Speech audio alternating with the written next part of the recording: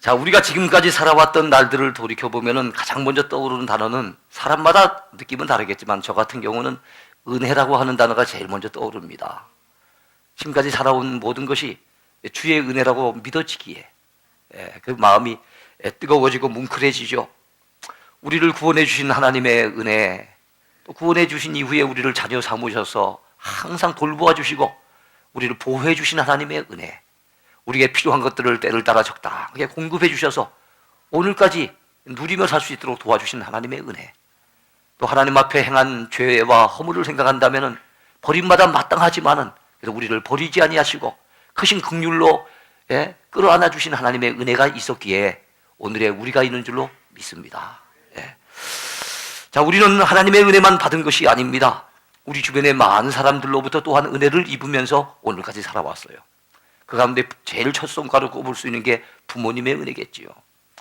자식을 위해서 주는 것은 아까워하지 않고 자식을 위해서 희생하는 걸 마땅하게 여기면서 고생하시면서도 자녀를 잘 키워보려고 애쓰면서 우리의 배우 위에서 묵묵히 우리에게 힘이 되어주셨던 우리 부모님의 은혜, 우리는 잊을 수 없습니다. 또한 부모님 외에도 스승님의 은혜, 우리 주변에서 우리에게 힘이 되어준 친구들의 은혜, 또 우리 지인들 가운데 피 한 방울 섞인 것도 아닌데도 불구하고 우리가 힘들고 어려울 때 큰 힘이 되어줬던 큰 누군가의 은혜가 있었기에 오늘까지 우리가 참 잘 살아올 수 있었던 겁니다. 그래서 은혜를 망각해버리는 인생은 불쌍한 인생이에요. 어리석은 인생입니다. 은혜를 기억하는 사람이 감사할 줄 알고 감사하는 마음속에 행복이 깃든 겁니다. 은혜를 잊어버리면 행복도 잃어버려요. 그러나 은혜를 기억하고 감사할 줄 아는 인생은 여러분 하나님 안에서 지속적으로 행복을 누리며 살게 될 줄로 믿습니다. 근데 성도들 중에는 하나님의 은혜를 잊어버리고 또 부모님의 은혜도 저버리고 주변 사람들로부터 받았던 은혜도 소홀히 여기는 그런 배은망덕한 분들이 많이 있습니다. 배은망덕이 뭐겠습니까? 은혜를 배신하고 배반하고 공덕을 잊어버리는 거. 우리 주변 사람의 은혜가 있는데 그걸 배신해버리는 거예요. 우리 주변 사람이 내게 베풀어주는 그 공이 있는데 그 공을 잊어버리는 거예요. 이게 바로 배은망덕이거든요. 여러분, 우리는 배은망덕해서는 안 되는 줄로 믿으시기 바랍니다. 하나님의 은혜를 잊어버리고 교만해지는 것도 배은망덕입니다. 부모님의 은혜를 저버리고 불효하는 것도 배은망덕입니다. 주변 사람들로부터 받은 은혜도 소홀히 여기면서 선을 오히려 악으로 갚아버리는 사람들이 있는데 이것 역시도 배은망덕입니다. 배은망덕하면 안 돼요. 복받을 수 없습니다. 근데 오늘 본문에서 우리는 배은망덕한 한 사람을 만나게 됩니다. 그는 유대의 8대 왕으로 일컬어지는 요아스 왕입니다. 요아스 왕. 그는 많은 은혜를 받았어요. 특별히 그에게 은혜를 베풀어 줬던 것은 여호야다 집안입니다. 여호야다 제사장의 집안으로부터 엄청난 은혜를 받았어요. 어떤 은혜를 받았는지는 조금 이따 우리 같이 살펴보면 됩니다. 엄청난 은혜를 받고도 여러분 은혜를 참으로 악으로 갚아버리는, 선을 악으로 갚아버리는 그야말로 배은망덕의 대명사와 같은 인물이 이 사람이에요. 자, 첫 번째는 요아스에게 은혜를 베푼 여호야다 집안에 대해서 한번 살펴보려고 합니다. 여호야다 집안이 요아스 왕에게 어떤 은혜를 베풀었는지 한번 구체적으로 살펴보겠습니다. 아달랴의 반역 때 피덩이였던 이 요아스를 건져줍니다. 여러분, 역대하 22장 10절부터 12절을 같이 한번 읽어볼까요? 아하시아의 어머니 아달랴가 자기의 아들이 죽은 것을 보고 일어나 유다 집의 왕국의 씨를 모두 진멸하였으나 왕의 딸 여호사보앗이 아하시아의 아들 요아스를 왕자들이 죽임을 당하는 중에서 몰래 빼내어 그와 그의 유모를 침실에 숨겨 아달랴를 피하게 하였으므로 아달랴가 그를 죽이지 못하였더라. 여호사보앗은 여호람 왕의 딸이요 아하시아의 누이요 제사장 여호야다의 아내이더라. 요아스가 그들과 함께 하나님의 전에 6년을 숨어있는 동안에 아달랴가 나라를 다스렸더라. 지난번에 우리가 살펴본 말씀 가운데 예후 왕이 북쪽에서 일어나가지고 어떻게 됐습니까? 아합 집안을 완전히 심판해버렸다 그랬습니다. 그래서 살아남았던 이세벨이라고 하는 아합 왕의 부인도 죽임을 당했고, 그 다음에 북쪽의 왕으로서 아합 왕의 아들이었던 여호람 왕도 죽임을 당했고, 남쪽에서 자기 외삼촌을 갖다 문병하러 올라가기 올라가려고 올라갔던, 그러니까 분명하려고 올라갔던 누굽니까? 아하시아라고 하는 왕 역시도 이 남유다 왕도 한 달에 죽임을 당합니다. 근데 죽임을 당한 이 아하시아 왕이 남쪽으로 시집온 아합의 딸이었던 아달랴의 아들입니다. 이 아달랴가 자기 남편은 창자의 병들어 죽었고 자기 아들은 왕으로 즉위한 지 불과 1년 만에 북쪽에 가서 갑자기 급사하게 되어지니까 어떻게 되었겠습니까? 아하, 이제는 내가 권력을 누릴 수 없겠구나. 우리 아들도 죽었고 남편도 죽었으니 이제는 내가 권력을 잡아보리라 생각을 하고 스스로 자칭 여왕이 되어져서 그야말로 무수하게 많은 왕자들을 죽이고 왕위에 올라가게 됩니다. 그때 무수하게 많은 왕자들이 죽임을 당해요. 피비린내 나는 아주 비극적인 상황이 남유다 왕궁에서 일어납니다. 그때 유일하게 살아남은 핏덩이가 있었는데 생후 1년도 채 되지 못했어요. 그 사람이 누굽니까? 요아스 왕자인 거예요. 이 요아스 왕자를 갖다 몰래 빼내가지고 유모의 침실에 잠깐 숨겼다가 그 다음에 나중에는 하나님의 성전에서 몰래 6년 동안이나 키워준 사람이 있으니 그 사람이 바로 여호야다 제사장 집안이에요. 이 핏덩이를 건져낸 사람은 여호야다 제사장의 아내, 부인이었던 여호사부앗이라고 하는 사람이 이 핏덩이 요아스를 건져내는 겁니다. 그러니까 여호야다 집안은 어떤 집안이에요? 생명의 은인입니다.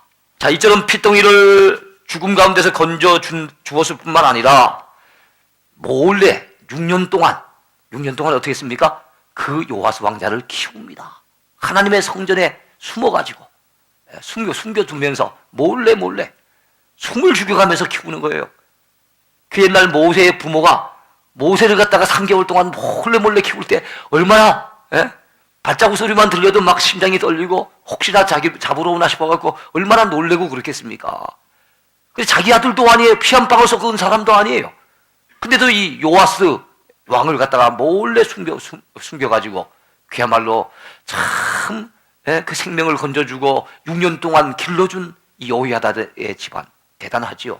만약에 발각이라고 된다고 한다면은 여러분 그 집안이 몰살당한 상황입니다. 어디 그뿐이겠습니까? 아달랴의 철권 통치는 6년이나 지속되었습니다. 그 6년 동안에 온 나라는 바알신, 아세라 목신 이런 우상을 갖다 섬기는 신전으로 가득 차고 그야말로 우상의 소굴로 바뀌어졌습니다. 이것을 참아보지 못한 여호야다 제사장, 그는 위험을 무릅쓰고 목숨을 걸고 사람들을 모으기 시작합니다. 반정을 일으키기 위해서. 그래서 아달랴를 쫓아내기 위해서 반정을 도모하는데 여러분이 잘 아시는 것처럼 참으로 혁명에는 성공하면 혁명으로 인정을 받고 충신이 되는 거지만 이거 실패하게 된다면 완전히 죽임당하는 거예요. 온 집안이 거덜나는 겁니다. 여러분 그런데도 여호야다 제사장은 목숨을 걸고 이 반정을 성공시킵니다. 그리고 그 위에 누구를 앉힙니까? 요아스 왕자. 한 살배기가 이제 6년이 지났으니까 7살이 됐어요. 7살 그 어린 요아스 왕자를 갖다가 왕위에 앉히는 거예요. 참 놀라운 은혜지요. 어디 그것뿐이겠습니까? 요아스가 왕이 됐을 때는 겨우 7살밖에는 안 됐어요. 여러분들이 7살인데 왕이 됐다고 생각해 봅시다. 나라를 정사를 제대로 돌볼 수 있겠습니까? 어렵지요. 그러면 어머니가 살아계시면 어머니라도 수렴청정을 하겠지만은 어머니가 살아계신 것도 아니고 아버지가 있는 것도 아니고 이 요아스 왕자의 입장에서는 그 배후에 누구밖에 없어요? 여호야다 제사장밖에 없는 거예요. 여호야다 제사장이 그야말로 참 믿음으로 그를 갖다 지도하고 영적으로 가르치고 그리고 정사를 잘 돌아볼 수 있도록 지혜를 제공해주고 언제나 든든한 버팀목이 되어주고 힘이 되어주고 항상 그를 갖다 지원하고 응원해주고 그를 왕으로 삼았을 뿐만 아니라 왕으로서 선정을 베풀 수 있도록 여러 가지로 도와주었던 영적인 멘토, 그게 누굽니까? 바로 여호야다 제사장이었어요. 그러니까 요아스라고 하는 사람은 여호야다 제사장과의 관계에 있어서 이 여호야다 제사장이 없으면 요아스도 없는 겁니다. 살아날 수도 없었고 왕이 될 수도 없었고 왕으로서 통치할 수도 없었던 거예요. 철저하게 여호야다 제사장이 요아스 왕을 돕습니다. 단순히 도운 게 아니에요. 인간적인 정으로 도운 게 아닙니다. 그게 무엇입니까? 바로 아달랴라고 하는 사람이 왕이 된 것은 이건 불법이고, 그로 말미암아 온 나라가 우상천지가 된 것을 그는 안타까이 여기면서 아달랴를 내몰고 정말로 정상적인 다윗의 후손으로서 정상적인 왕위를 갖다가 복위시켜야 된다는 것이 그의 사명이라고 그는 느꼈어요. 그렇다면 요아스 왕 입장에서는 이 여호야다 제사장을 갖다 배신하면 되겠습니까? 안 되겠습니까? 안 되지요. 그래서는 안 되는 거지요. 근데 어떻습니까? 안타까운 것은 요아스 왕의 그 후일 행적을 보면은 참으로 배은망덕하고 말았다는 거예요. 하나님의 은혜도 잊어버리고, 그리고 여호야다 제사장의 그 집안에서 베풀어준 그 은혜도 망각해버리고, 그만 그는 참으로 하나님 앞에서, 그리고 또 자기의 은인 앞에서 해서는 도무지 안 될 못된 짓을 합니다. 결국엔 그의 아들 스가랴 제사장을 돌로 쳐 죽게 만드는 이 장본인이 누굽니까? 바로 요아스 왕이에요. 요아스 제사장이 드디어 세상을 떠나게 됩니다. 그의 나이 그 당시 130세였어요. 그러니까 그 당시 참 오래 사는 거지요. 오랫동안 요아스 왕에게 힘이 돼주고 버팀목이 돼줬던 거예요. 그래서 여러분, 아무리 좋은 사람도 영원히 내 곁에 있지는 못해요. 우리 부모님이 우리 일평생 동안 우리 배우 위해서 늘 힘이 되어준다면 얼마나 좋을까요? 그러나 부모는 정말 우리 곁에 늘 항상 함께 있지 못합니다. 내게 힘이 되어주고 내게 은혜를 베풀어줬던 그 고마운 분들 떠나지 않고 늘 내 곁에서 끊임없이 나를 위해서 응원해준다면 얼마나 좋을까요? 나를 위해 기도해주고 나를 갖다 믿음으로 이끌어주는 그 누군가가 내 곁에 항상 같이 있다면 얼마나 힘이 되겠습니까? 그러나 그 고마웠던 분들이 때가 되어지면 한 사람씩, 두 사람씩 내 곁을 떠나게 됩니다. 항상 내 곁에 늘 있는 게 아니에요. 그 때문에 우리는 믿음이 자라야 됩니다. 성장하고 성숙해야 됩니다. 그래서 우리의 믿음을 우리 스스로가 지켜나갈 수 있을 정도로 믿음이 자라야 될 줄로 믿습니다. 근데 많은 분들이 환경이 바뀌어지면 믿음이 약화되고 방황하는 모습을 볼 수 있어요.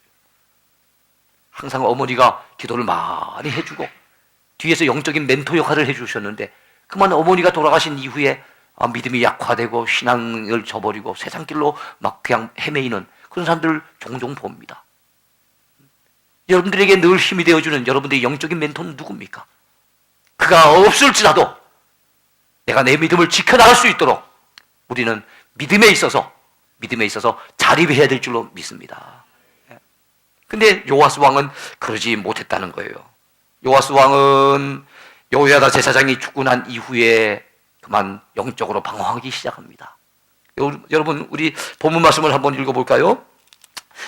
본문 역대하 24장 2절 보시기 바랍니다. 제사장 여호야다가 세상에 사는 모든 날에 요아스가 여호와 보시기에 정직하게 행하였으며.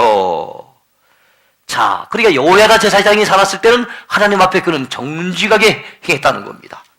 그리고 그 뒤에 가보면 여호와 하나님의 성전을 보수하기도 하고, 그 다음에 여러분 14절 보시기 바랍니다. 24장 14절. 공사를 마친 후에 그 남은 돈을 왕과 여호야다 앞으로 가져왔으므로 그것으로 여호와의 전에 쓸 그릇을 만들었으니 곧 섬겨 제사 드리는 그릇이며 또 숟가락과 금은 그릇들이라. 여호야다가 세상에 사는 모든 날에 여호와의 전에 항상 번제를 드렸더라. 자, 그러니까 어떻습니까? 여호야다 제사장이 있을 때는 어땠다는 거예요? 이 요아스 왕이 항상 하나님의 성전을 중심해가지고 그래서 하나님을 잘 섬기고 하나님 앞에 정직하게 믿음으로 살았다는 거예요. 근데 어떻게 됐습니까? 여러분, 그만 15절 한번 보시기 바랍니다. 15절. 여호야다가 나이가 많고 늙어서 죽으니 죽을 때 130세라. 무리가 다윗성 여러 왕의 묘실 중에 장사였으니 이는 그가 이스라엘과 하나님과 그의 성전에 대하여 선을 행하였습니다라. 자, 죽고 난 이후에 그 다음에는 여호야다 제사장이 죽고 난 다음에 그 요아스 왕이 어떻게 됐는지 보겠습니다. 17절부터 19절까지 봅니다. 같이 읽습니다. 여호야다가 죽은 후에 유다 방백들이 와서 왕에게 절하매 왕이 그들의 말을 듣고 그의 조상들이 하나님 여호와의 전을 버리고 아세라 목상과 우상을 섬겼으므로 그 죄로 말미암아 진노가 유다와 예루살렘에 임하니라. 그러나 여호와께서 그들에게 선지자를 보내사 다시 여호와께로 돌아오게 하려 하심에 선지자들이 그들에게 경고하였으나 듣지 아니하니라. 그렇습니다. 어떻습니까? 여호야다 제사장이 죽고 난 이후에 그는 영적으로 방황하기 시작합니다. 그래서 어떻게 됩니까? 하나님 외에 다른 우상을 섬기는 거예요.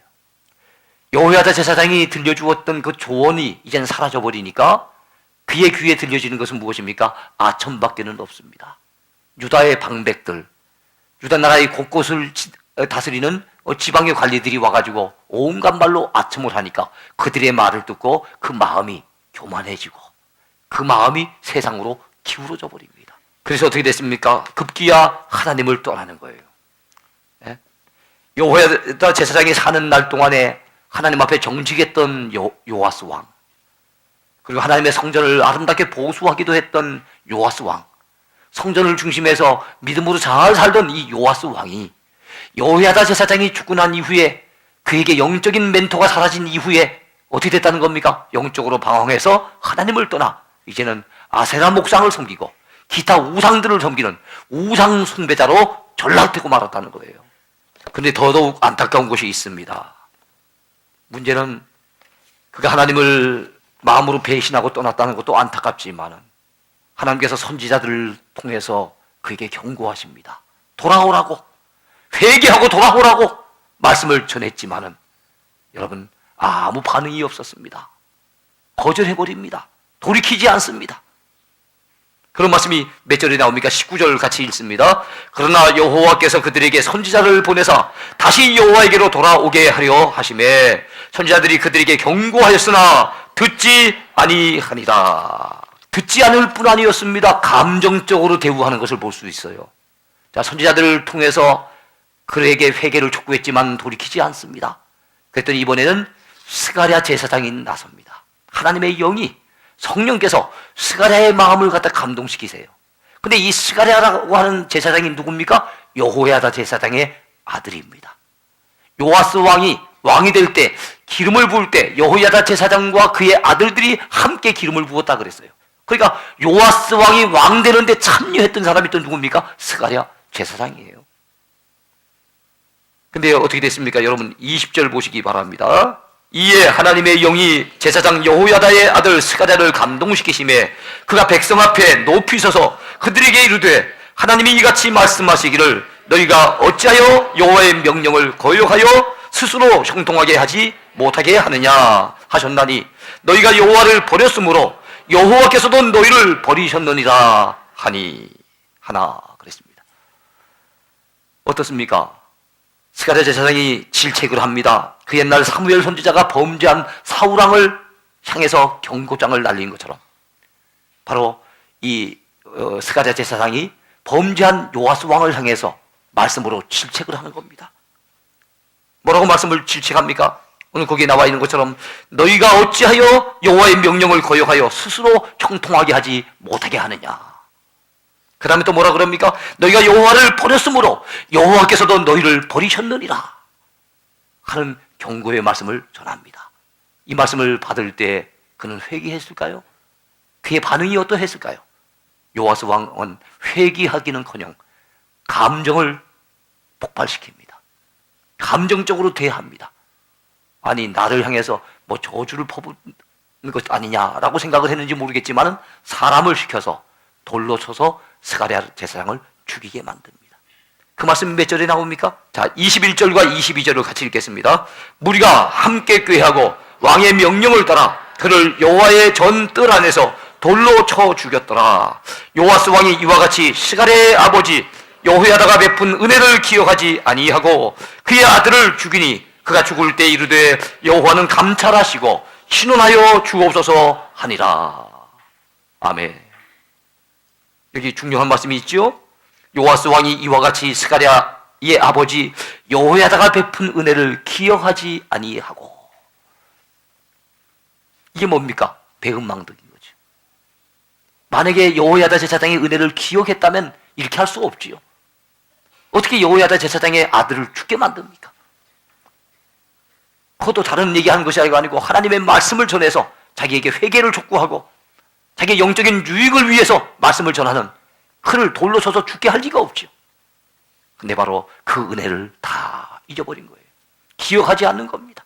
그렇습니다. 여러분, 우리가 하나님의 은혜를 잊어버리고 부모님의 사랑을 잊어버리고 내 주변에 내게 은혜 베풀어줬던 그 누군가의 손길을 잊어버릴 때 우리는 요아스 왕처럼 아주 파렴치한 인생이 될 수 있고 선을 악으로 갚아버리는 사악한 존재가 될 수 있다는 것을 우리는 알아야 됩니다.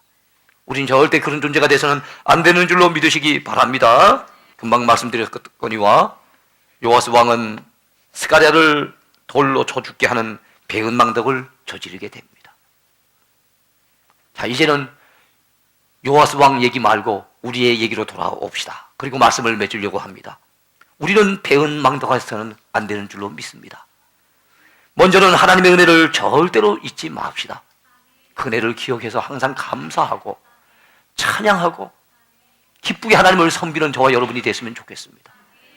하나님이 지난날 우리에게 베푸신 은혜가 너무너무 많은데 우린 그 은혜를 까먹어버릴 때가 많아요.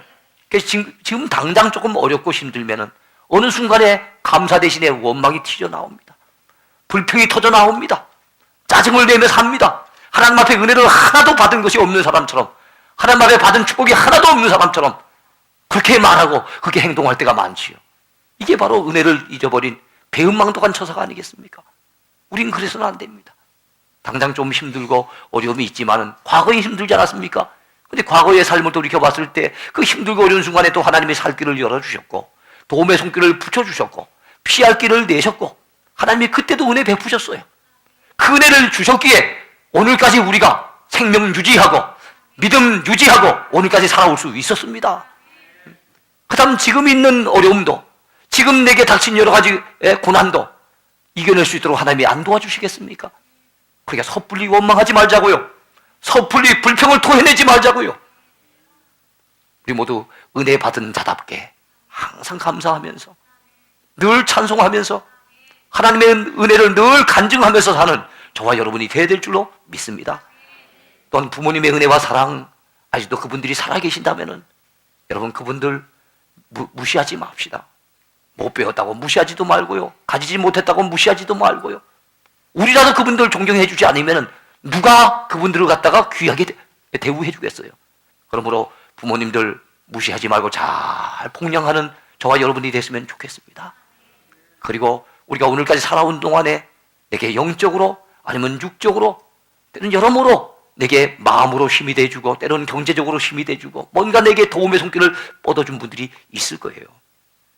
그 은혜를 잊어버리지 말고 항상 감사한 마음 품고 있다가 기회가 닿거든 우리도 그 은혜를 갚으면서 그 은혜를 보답하면서 하는 것이 마땅한 성도의 도리인 줄로 믿습니다. 예수 믿는 사람들은 안 믿는 사람들보다 나아야 됩니다. 안 믿는 사람들은 배은망덕할지라도 예수 믿고 하나님을 섬긴다고 하는 우리는 절대로 배은망덕한 인생이 돼서는 안 되는 줄로 믿습니다. 항상 은혜를 기억하고 감사하며 사는 저와 여러분들의 남은 생애가 됐으면 좋겠습니다.